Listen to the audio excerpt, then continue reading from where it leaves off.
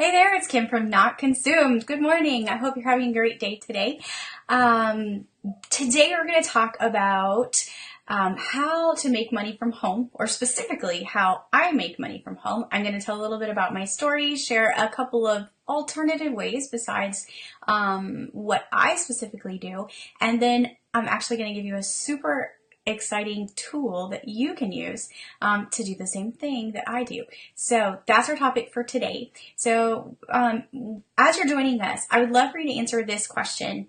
Have you ever thought about wanting to work from home to earn a little bit of extra income? This is our most common question that we get on the Not Consumed blog. It is, how in the world can I make a little bit of extra income so I can stay home and homeschool, or just stay home, or just supplement my family's income in some way? This is something that is clearly on everyone's heart, something that moms especially are wanting to know as they are navigating parenting and putting all the pieces together. So I'm going to share with you 3 ways that you can do that. And then I'm also going to share with you my specific story on what I did, why I chose what I have done, and how you can do that too. So let's start with the 3 ways. Now, some ways to work from home and make money. First of all, if you're going to work from home, you ought to be making money, right? And that's the point. So super important. And good morning, Heather. Nice to see you today. Thanks for joining us. Okay, so 3 ways. Number 1, you can work for a company. My aunt actually does this. She's done this for years and years and years. And believe it or not, there's a lot of companies that do this. There are call centers that might work for you.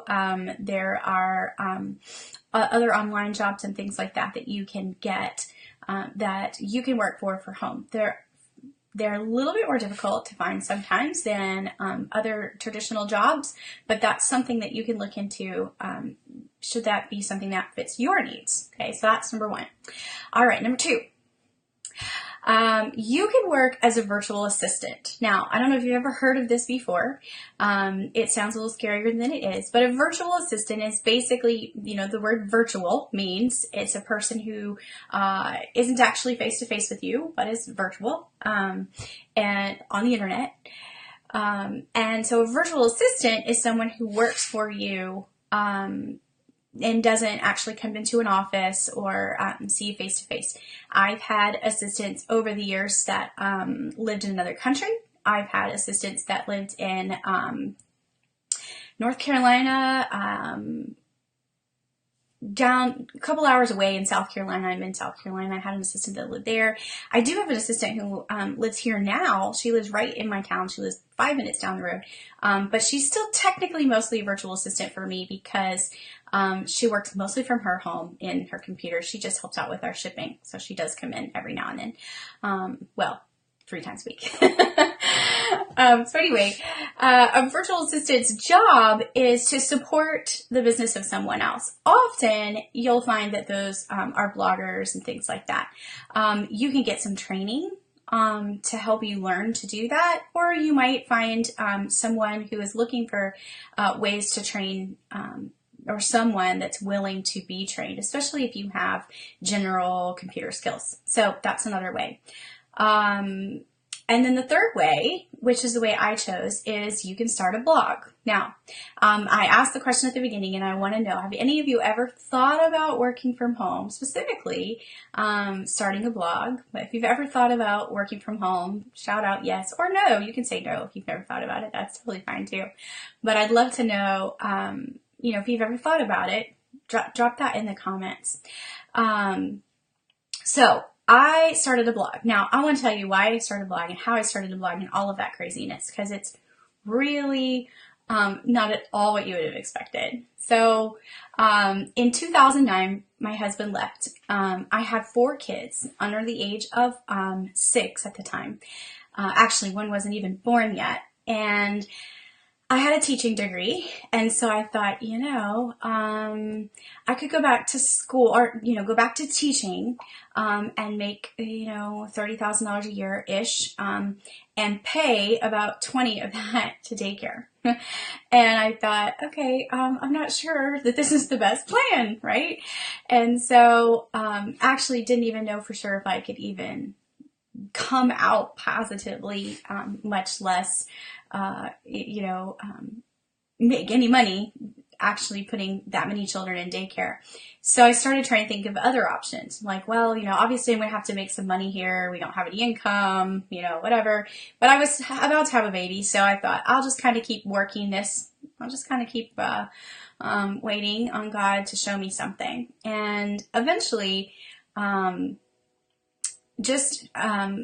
about 2 months after the baby was born, when I was starting to get into that desperate mode of, okay, what are we going to do now?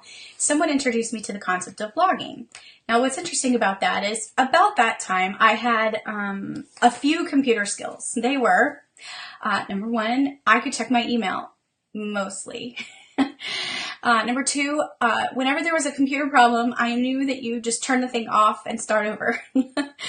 I promise you that was the extent of my computer knowledge. And I thought the idea of starting a blog was ludicrous. I had read a couple blogs and I like reading what they had to say, but I just didn't even know how in the world I was ever going to do that. I had no marketing training. I had no sales training. I had no writing training other than, what you get in high school and college and stuff, from other subjects, because I didn't go into that subject. And so I thought this is probably a bad idea, but it was kind of the only idea. And the longer I kicked it around, the more I felt like God was pushing into that direction. And so one day I said, all right, God, if we're going to do this, you've probably done this before. I kind of gave God a little ultimatum.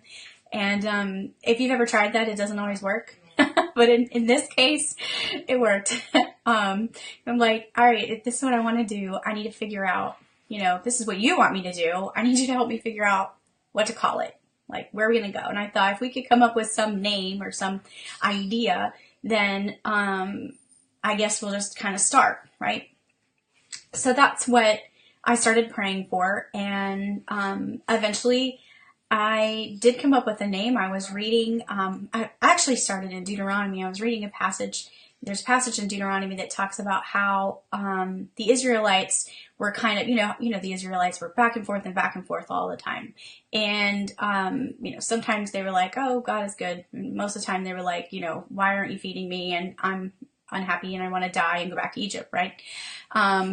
So at one point God says to them, all of this time, this is right towards the end, I can't remember exactly. It's either towards the end of their time in the wilderness, or it might even be after they've journeyed through to the promised land. But right in that time, he says, all of this time, I've taken care of you. Your sandals have never worn out. And I thought, wow, that is such a cool thought. Just to think, God does provide for us, even in the hardest, most dry, loneliest deserts ever. The sandals on their feet never even wore out. Like, they didn't have to go run to Target, which didn't exist, of course. They didn't have to beg, borrow, and steal. They didn't have to go into debt. Like, God always took care of them. And so I thought, okay, I'm going to start a blog, and I'm going to, call it like, Sandals or something like that. I don't know.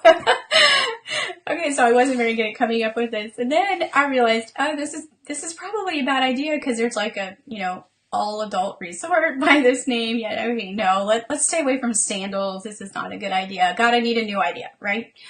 And as I was flipping through, thinking, how can I support this whole, like, our sandals never wore out, God always provides for us, I came across Lamentations 3, and I was just reading it, and I was so encouraged by, this familiar verse that we've heard so many times, God's mercies are new every morning, great is thy faithfulness, right?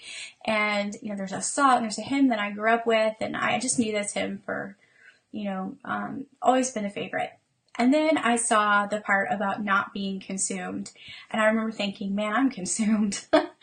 big time. A whole lot of things going on in my life. I can't figure out how I'm going to provide for this family, and I'm definitely consumed, and thus was born the blog Not Consumed.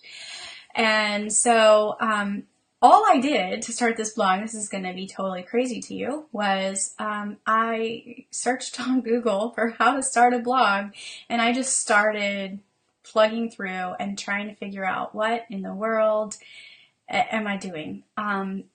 So I spent a lot of hours, a lot of tears, a lot of hard work trying to figure out how to do this thing. And it actually took about 2 years for me to get to the point to where I was really reached my goal, which was to actually make some money for my family.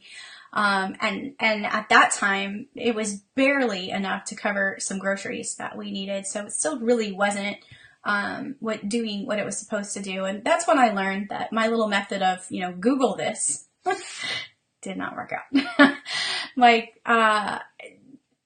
Should have been a little more systematic. Most people, they start a business to make money and they do all this research and they get funding and, all this stuff. And I didn't do any of that. I just was like, okay, I'm going to start a blog. Okay, good idea, right?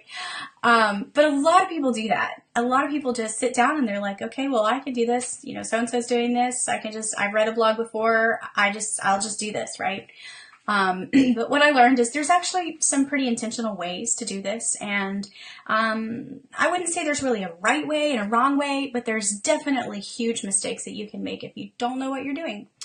And so because our most popular question is, how do I make money from home? And so many people have expressed wanting to start a blog or wanting to learn more about starting a blog. I have asked my super awesome, amazingly gifted, and wonderful friend, Leslie Samuel, to come alongside me and help teach you guys. Now, the reason that I did that is not because I can't really do it or I don't really know this stuff after all these years. I probably know a thing or two, but Leslie is the master, and he's devoted his life to helping other people earn income so that they can stay with their home with their families, just like I did and just like he did. So he's the perfect fit. I am just in awe of all that he can do. He used to be a college professor and quit his job to work, to come home to be with his family, and is now teaching people how to blog. And he's just a great teacher. That's my favorite thing about him. And he has all of his priorities in the right place with family first. So I'm going to introduce him to you on Thursday night with a free live training for anybody interested. Totally free. Come and join us. I put the link in the description of this Facebook Live. We really want you to come and I'm going to share a little bit about my story again, so there will be a teeny bit of repeat there. But then Leslie's going to take it away and he's going to tell you exactly how to do to start a blog and what you need to be thinking about and what you need to be looking for. And he is the guy you want to listen to. So please join us, and I'll just be thrilled if you come. The question of the day. I want to make sure you answer the question, because the question is, have you ever thought about working from home? And I want to, I'd love to see how many of you have ever really thought about that, whether or not you decide to come to the training or whether or not a blog is the thing you've decided. I'd love to know if you've ever thought about working from home. Please drop that in the comments so we can see that. And have a great day. Join us on Thursday. We want to see you there. Bye, guys.